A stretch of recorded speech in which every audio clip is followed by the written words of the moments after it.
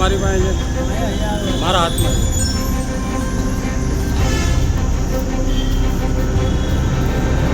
આ સૂત્રોચ્ચાર કરો.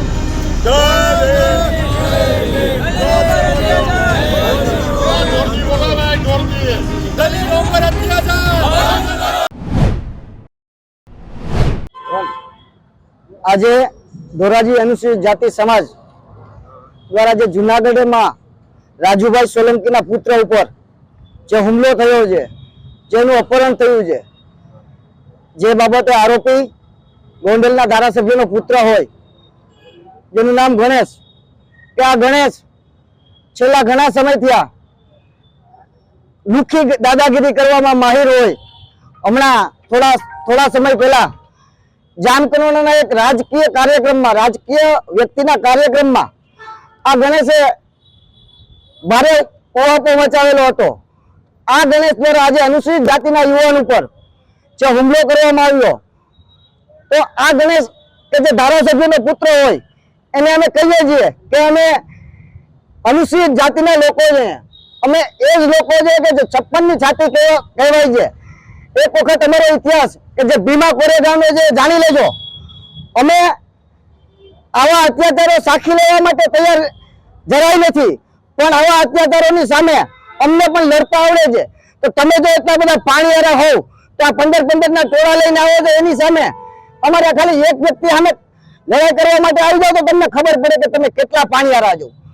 તો આ જે બનાવ છે અનુસૂચિત જાતિના યુવાન ઉપર, આ બનાવને અમે ધોરાજી શહેર અને તાલુકા અનુસૂચિત જાતિના તમામ લોકો સખ્ત શબ્દોમાં વખોડીએ છીએ અને એની તાત્કાલિક ધરપકડ થાય એ માટે અમે આજે ધોરાજી આવેદન.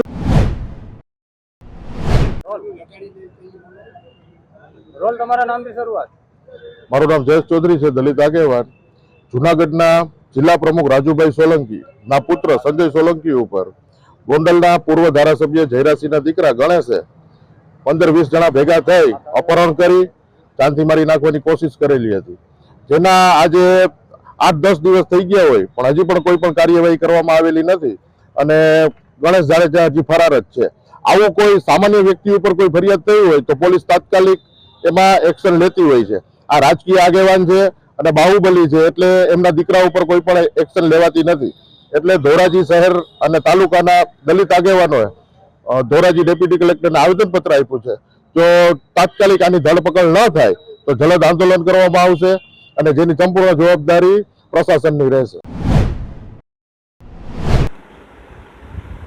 જય ભીમ તમામ સાથી મિત્રોને. હાલમાં જુનાગઢ શહેરની અંદર આપણા અનુજાતિ સમાજના પ્રમુખ રાજુભાઈ સોલંકીના પુત્રનું જે અપહરણ કરવામાં આવેલ હતું, તેને આજે 4 દિવસ વીતી ગયા છે. તેમ છતાં હજી મુખ્ય આરોપી ગણેશ ગોંડલની ધરપકડ કરવામાં આવેલ નથી. આ ધરપકડ કરવામાં નથી આવેલ તે બાબતે ગુરુવારના રોજ તારીખ 6/6/2024 અને ગુરુવાર જૂનાગઢ શહેરમાં ડૉક્ટર બાબા સાહેબ આંબેડકરની પ્રતિમા પાસે કાળવા ચોક આપણા જિલ્લાના પ્રમુખ શ્રી રાજુભાઈ સોલંકી એક આહ્વાન કરેલ હતું. અલ્ટિમેટ આપવામાં આવ્યું હતું સરકારને. આપણે કલેક્ટર સાહેબ પાસે આવેદનપત્ર દેવા ગયા હતા, એસપી સાહેબને પણ આવેદનપત્ર આપ્યું હતું અને કીધેલ હતું કે ગુરુવાર સુધીમાં જો આ લોકોને પકડવામાં નહીં આવે તો ના છૂટકે અમારે અમારા પરિવાર સાથે સામૂહિક આત્મવિલોપન કરવું જોશે. આવા બનાવો અનુજાતિ સમાજમાં ના બને.